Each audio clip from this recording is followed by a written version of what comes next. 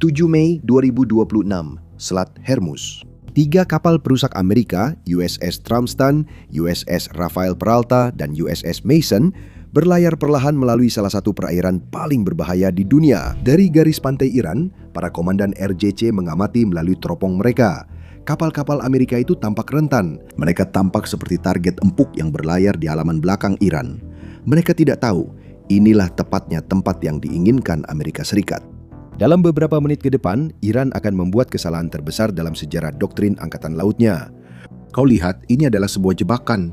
Jebakan yang dirancang dengan sangat hati-hati sehingga Iran masuk ke dalamnya tanpa menyadari pintunya sudah tertutup di belakang mereka. Apakah kamu tahu bagaimana Angkatan Laut Amerika membuat Iran membuka jaringan yang mereka sembunyikan puluhan tahun? Aku akan tunjukkan apa yang sebenarnya terjadi. Mari kita lihat laporan ini. Sekarang sedikit pengingat untuk semua sebelum kita mulai.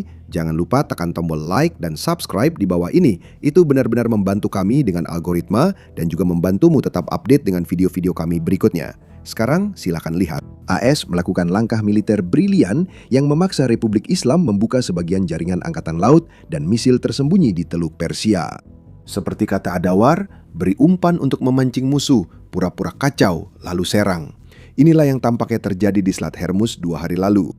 3 kapal perusak kelas Burke milik Amerika Serikat yang terlibat dalam konfrontasi 7 Mei, USS Trumpston, USS Rafael Peralta, dan USS Mason tidak sekedar melintasi Selat Hormuz. Mereka diposisikan sebagai target yang sangat terlihat untuk memancing respons dari Iran. IRJC Iran pun terpancing. Doktrin yang disebut armada nyamuk ini mengandalkan kawanan kapal serang cepat, drone, peluncuran rudal dari pantai, dan taktik gangguan asimetris yang dilakukan dari posisi tersembunyi di sepanjang garis pantai Teluk Persia dan pulau-pulau terdekat. Kapal perusak itu tampak rentan, namun sebenarnya tidak. Saat serangan dimulai, aset ISR Airikas, termasuk pesawat radar, drone, satelit, dan sistem angkatan laut, melacak tanda-tanda peluncuran dan mengidentifikasi arah serangan secara waktu nyata. Ini memungkinkan militer AS Serikat cepat mengidentifikasi dan menargetkan infrastruktur peluncuran tersembunyi Iran yang terkait serangan itu. Target yang dilaporkan mencakup posisi yang terkait IGC di Pulau Qasem, Bandar Abbas, Bandar Kamir, dan Sirik. Infrastruktur peluncuran rudal pesisir, kapal serang drone, lokasi persiapan, kapal penebar ranjau, gudang senjata, dan fasilitas logistik. Tidak ada kapal perusak Amerika Serikat yang terkena. Signifikansi lebih luasnya, doktrin Angkatan Laut asimetris Iran sementara waktu justru berbalik melawan mereka sendiri. Selama bertahun-tahun, Republik Islam mengandalkan penyembunyian, penyangkalan, infrastruktur bawah tanah, sistem peluncuran yang tersebar, dan taktik serangan berkerumun untuk mempersulit pembalasan, serta menghindari konfrontasi konvensional secara langsung. Sebaliknya, serangan itu justru membuka elemen jaringan secara waktu nyata dan memungkinkan AS Serikat cepat menyerang infrastruktur pendukung tanpa siklus eskalasi panjang. Strategi militer modern paling efektif adalah memaksa musuh membuka sistem tersembunyi lewat agresi, memetakan jaringan operasional, dan menghancurkan titik penting sebelum mereka berpindah. Bagi Iran, Selat Hormuz adalah satu-satunya kartu tawar yang mereka miliki, sehingga mereka membangun jaringan lokasi tersembunyi di pesisir selama puluhan tahun untuk memantau dan mengendalikan lalu lintas kapal di selat tersebut.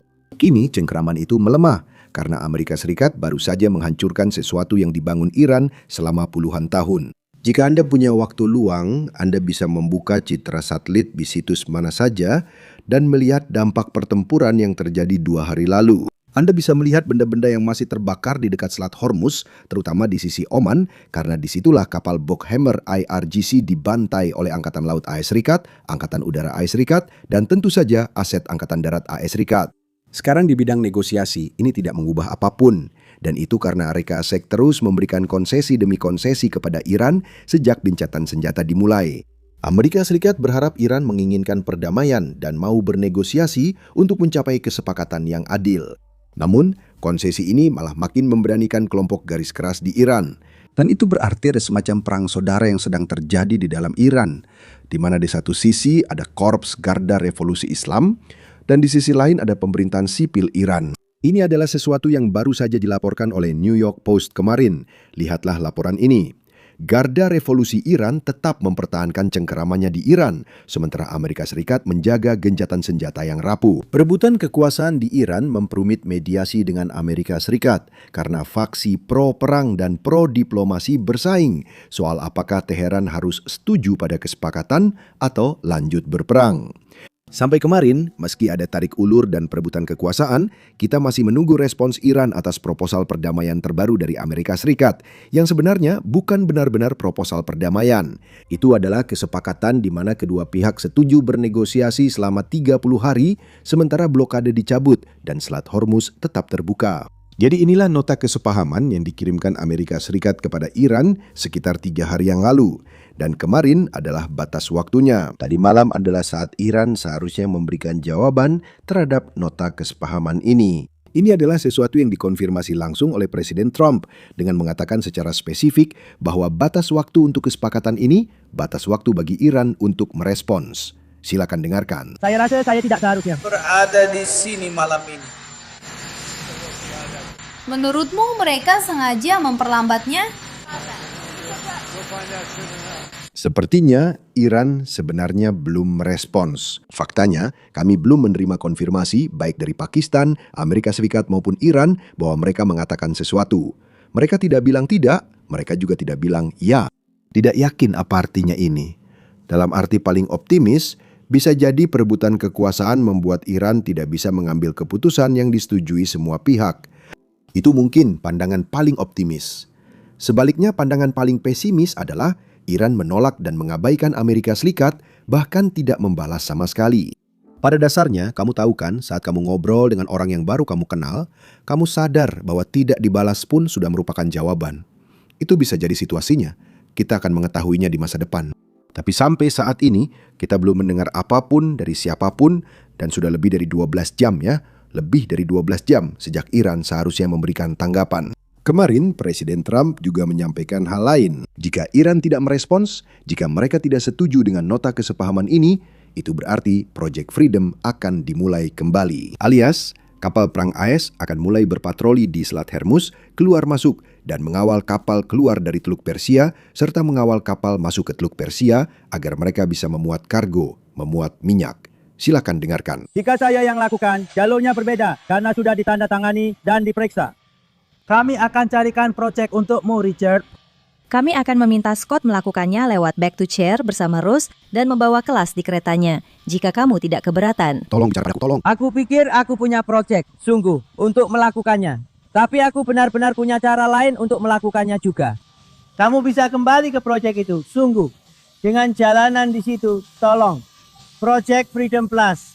Maksudnya Project Freedom Plus sistem lainnya. Sekarang, bahkan terkait dengan Project Freedom, ada banyak narasi berbeda tentang mengapa proyek itu dihentikan. Menurut pernyataan resmi dari Amerika Serikat, pernyataan yang dikeluarkan langsung oleh Presiden Trump, dia mengatakan bahwa dia menghentikan sementara Project Freedom sebagai bentuk itikat baik agar pihak Iran bisa menanggapi nota kesepahaman dan mereka bisa datang ke meja perundingan. Ini salah satu dari banyak konsesi yang ditawarkan Amerika Serikat sejak gencatan senjata dimulai.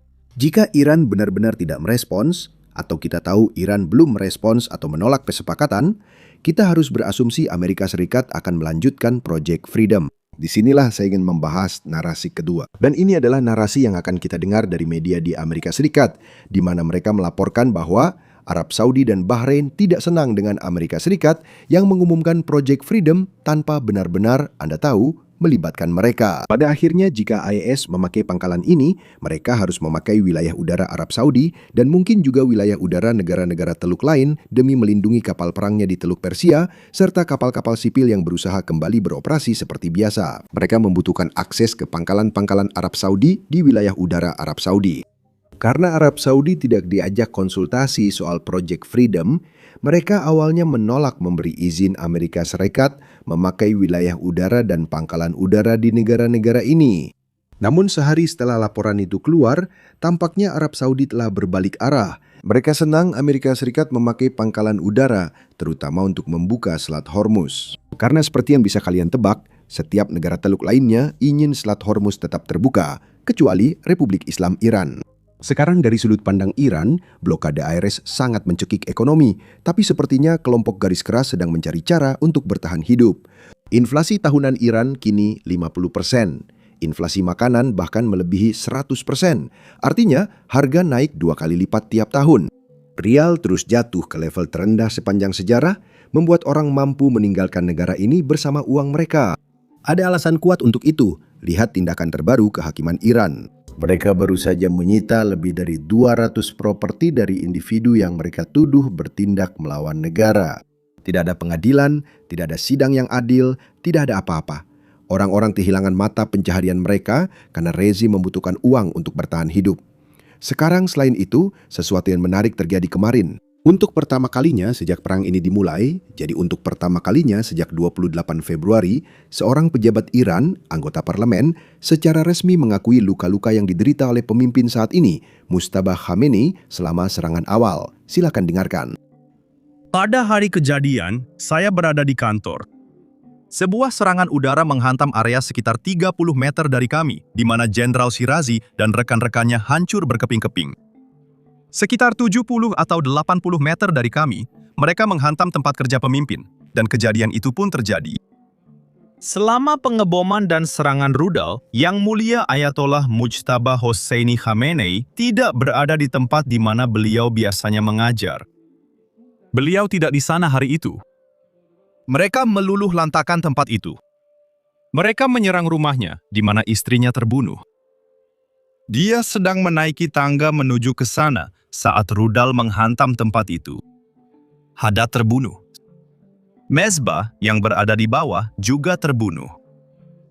Yang Mulia Ayatollah Mujtaba sedang berada di tangga ketika kekuatan ledakan menghantamnya dan menjatuhkannya ke lantai.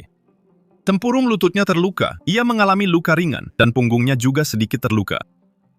Alhamdulillah punggungnya telah sembuh dalam beberapa minggu terakhir dan insya Allah tempurung lututnya akan segera pulih. Dia dalam keadaan sehat sepenuhnya. Baru minggu lalu, salah satu teman dekat kami bertemu dengannya. Sedera di dahinya yang dia bicarakan itu semua bohong. Dia hanya mengalami luka kecil di belakang telinga yang tak terlihat saat memakai sorban. Dan itu juga sudah diobati. Dia dalam keadaan sehat sepenuhnya. Musuh sedang berusaha dengan berbagai dalih untuk mendapatkan rekaman suara atau gambar Mujtaba Khamenei supaya mereka bisa melakukan sesuatu dengannya. Bersabarlah. Jangan terburu-buru. Saat waktunya tiba, dia akan datang dan berbicara kepada kalian. Doakan kesehatannya, kehormatannya, dan kemampuan penuhnya untuk membimbing orang-orang ini. Sekarang ada beberapa hal, misalkan intelijen Amerika Serikat atau Israel ingin menyingkirkan Khamenei. Mereka bisa melakukannya tanpa mendengar suaranya atau melihat video yang dia rekam untuk publik. Faktanya, luka-lukanya tampak lebih parah dari yang diakui media dan pejabat Iran. Itu sebabnya dia belum merekam video atau mengirim rekaman suara. Jika IGC benar-benar khawatir soal keselamatan, anggota IGC tidak akan keluar saat gencatan senjata. Kita melihat komandan IGC berjalan-jalan. Kita melihat Menteri Luar Negeri datang ke Pakistan dan bepergian ke berbagai negara. Kita juga melihat ketua parlemen berjalan-jalan dan menghadiri perundingan. Itu karena saya cukup yakin Iran memiliki jaminan dari Amerika Serikat bahwa baik pasukan Amerika Serikat maupun pasukan Israel tidak akan menghabisi anggota kepemimpinan Iran selama gencatan senjata ini berlangsung. Jika mereka benar-benar khawatir soal keselamatan, seharusnya tak ada yang keluar, bukan hanya pemimpin tertinggi. Kemungkinan cedera pemimpin tertinggi lebih parah dari yang diakui Iran. Sekarang untuk memahami mengapa Iran bertindak seperti sekarang, kita harus kembali dan melihat bagaimana Iran bisa sampai pada posisinya saat ini. Itu tidak hanya berarti kembali ke tahun 1979 ketika revolusi Islam terjadi. Sebenarnya kita harus kembali lebih jauh ke masa ketika dinasti Qajar memerintah Iran pada abad ke-19 dan melihat bagaimana keputusan yang dibuat oleh kelas penguasa saat itu masih memengaruhi Iran hingga hari ini. Nah, tebak apa? Itu yang kami lakukan di podcast berseri baru yang dirilis hari ini. Jika Anda tertarik sejarah Iran dan perkembangannya hingga kini, jangan lewatkan untuk mendengarkan. Anda bisa menontonnya dengan mengklik tautan di deskripsi, atau Anda juga bisa menontonnya dengan mengklik layar akhir di layar Anda. Intinya, klik saja video yang ada di layar Anda.